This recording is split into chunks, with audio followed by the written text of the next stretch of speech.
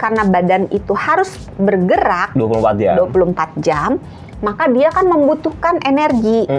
Nah, energinya kalau kita nggak makan kan habis nih. Iya. Ya kan? Berarti harus dapat dari cadangan kan? Cadangan. Nah, cadangan energi kita itu ada di otot, namanya glikogen, ada di otot, ada di hati. Nah, setelah apa yang kita makan udah habis dibakar untuk tenaga, badan kita mulai ngebakar glikogen yang ada di otot dan di hati.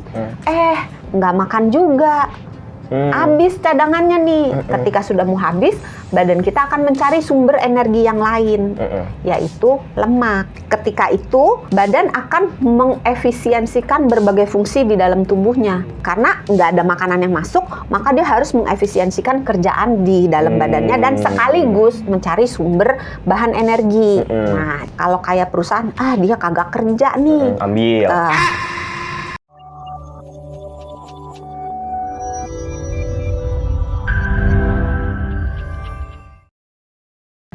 Kalau gitu, autofagi itu baik nggak sih buat tubuh, buat kesehatan? Basically, autofagi is bahasa Inggris. Kalau bahasa Inggris semua saya nggak ngerti. Ya. Iya, baik atau enggak autofagi buat tubuh itu? Oh, baik. Walaupun ada yang dimakan. Iya, karena kan tujuan akhirnya mengefisiensikan dan menyediakan energi untuk badan kita yang sedang kekurangan energi, yang sedang berada dalam stres. Jadi dengan adanya dia diganti sel-sel yang jelek-jelek itu dibuang gitu, terus dibikin sel-sel yang baru dengan sumber dari bahan-bahan yang sumber bahan baku untuk membangun sel baru diambil dari sel yang lama tadi yang di recycle gitu ya. Jadi badan kita akan mengalami kemajuan yang tadinya mungkin ada sel-sel yang ada virusnya karena dimakan, dibuang. Ya, jadi kan bersih gitu, sehat gitu. Sel-sel yang rusak dimakan, jadinya kan badan kita jadi awet muda dalam tanda kutip. Dan bagus. Salah jadi satu cara untuk bisa dapetin autofagi itu dari puasa ya tadi. Puasa. Salah satunya ya. Nah, kalau puasa nih dok, kan tapi itu hanya salah satu cara ya, bukan satu-satunya cara. Iya. Tapi kalau pas lagi puasa nih dok, minuman atau mungkin makanan apa yang bisa ngebantu? Kalau lagi puasa mah nggak minum Iya. Enggak, maksudnya pas udah buka puasa mungkin ya maksudnya. Jadi gini, memang benar ada minuman. Mau dijadiin satu sama makanan nggak? Jadi aja satu. Jadi satu ya. Nanti berantem kalau enggak. Iya, soalnya kalau makan nggak minum aus. Salah. Makan nggak minum, ya aus. Iya, aus. Seret gitu kan. Kalau minum nggak makan, lapar. Kalau minum nggak makan, lapar. Iya, jadi minumnya dulu apa makannya dulu? Minumnya dulu ya? Minuman dulu aja. Minuman yang bisa membantu itu sebetulnya nggak terlalu dominan sih. Ada kafeinnya, karena kafein mempercepat metabolisme. Kopi, matcha. Ya, terus minum green tea. Itu bisa membantu mempercepat metabolisme supaya kita tujuannya bisa cepat sampai ke autofagi. Kalau makanan, kan tadi kita caranya tadi puasa, terus olahraga, diet keto sama rendah kalori kan. Iya. Ya udah makannya ngikutin itu aja. Oh, yang diet rendah keto. kalori. Iya, kalau rendah kalori ya berarti makannya jangan jajan yang santan-santan, goreng-goreng, nyibir, goreng-goreng. Iya, kemarin kan Padang.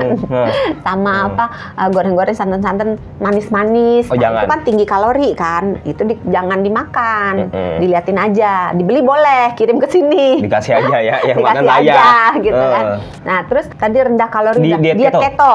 Nah, berarti makanan yang tinggi lemak baik. Jangan mentang-mentang bilang tinggi lemak gorengan gitu. Tidak ya. Tinggi lemak baik. Tinggi kan ada lemak baiknya.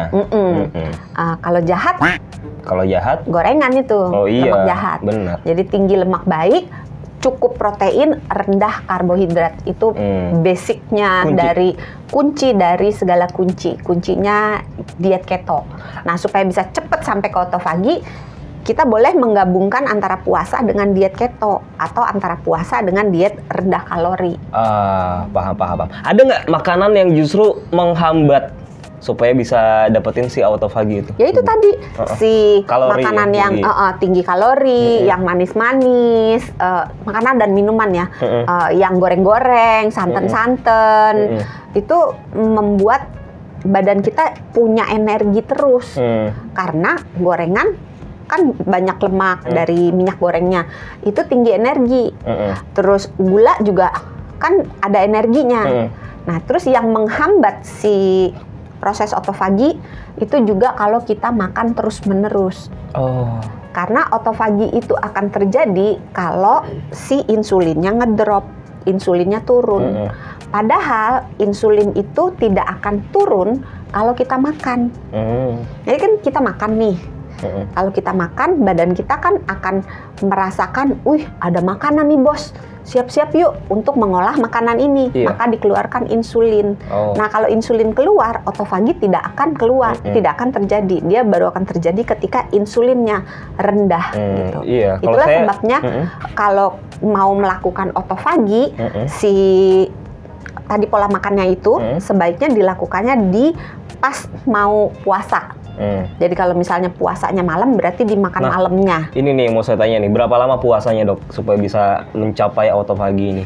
Sebenarnya proses autofagi itu ada yang mengatakan sekitar 24 jam mulai baru terjadi. Puasa seharian 24 jam? Ada yang mengatakan 16 jam.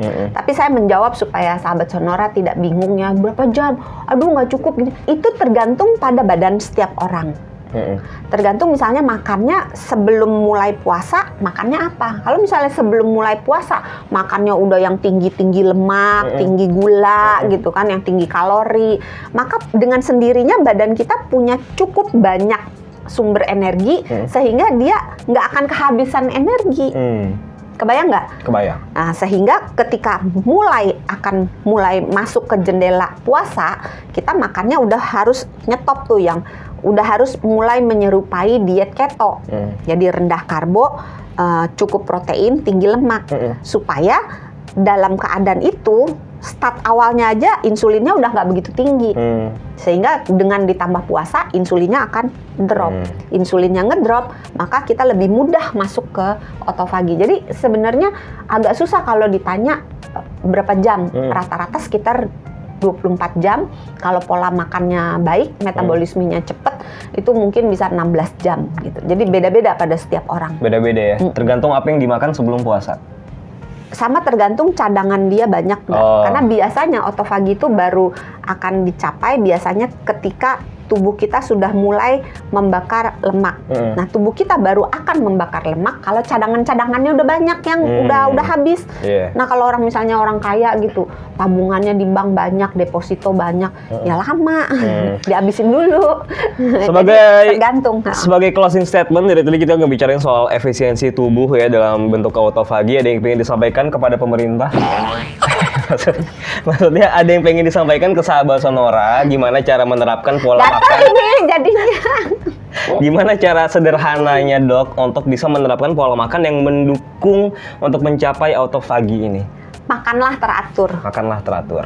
Makanlah di jam makan dan tidak makan di jam bukan jam makan. Yang seharusnya aja lah ya. Iya. Yang sewajarnya jangan aja. Makan tidak berhenti. Hah? Makan kan tidak ada berhenti. Tiap sejam makan, ngemil, nggak berhenti-berhenti. Karena dengan dia terus masukin makanan, insulinnya nggak akan turun. Karena insulin itu naik kalau kita makan. Naiknya akan tinggi kalau kita makannya karbo. Nah, sedang kalau kita makannya protein, naiknya hanya sedikit sampai tidak bermakna kalau kita makan lemak. Itulah sebabnya kenapa diet keto bisa menyebabkan autofaginya lebih cepat. Karena diet keto itu kan tinggi lemak, rendah protein, tinggi lemak, sedang protein, rendah karbo kan. Nah, dengan susunan makanan seperti itu, insulin keluarnya cuma sedikit.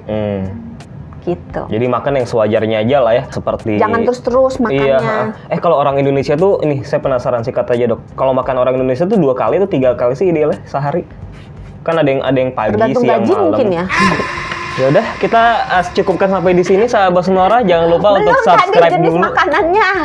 Jenis makanannya. Jenis makanannya belum. Oh ya udah. Jenis makanan itu yang sehat gitu, yang protein, tapi proteinnya juga jangan protein yang banyak gajinya, banyak kulitnya, banyak minyaknya gitu. Terus rendah gula.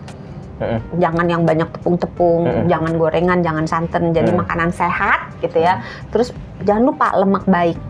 Nah, terus kalau mempercepat lagi proses autofaginya, tambah dengan olahraga di jam puasanya atau di sejenak sebelum masuk ke jendela puasa.